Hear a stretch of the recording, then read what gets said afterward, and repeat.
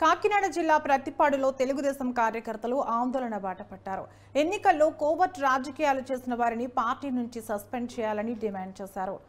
Amalapuram party పరిశీలకుడిగా ఉన్న ముదునూరి మురళీకృష్ణంరాజు వైసీపీకి అనుకూలంగా పనిచేశారంటూ స్థానిక నేతలు మండిపడుతున్నారు. అధిష్టానం దృష్టికి తీసుకెళ్లి మురళిని పార్టీ నుంచి పంపించాలంటూ ఎమ్మెల్యే అభ్యర్థి వరుపుల సత్యప్రభకి ఫిర్యాదు చేశారు.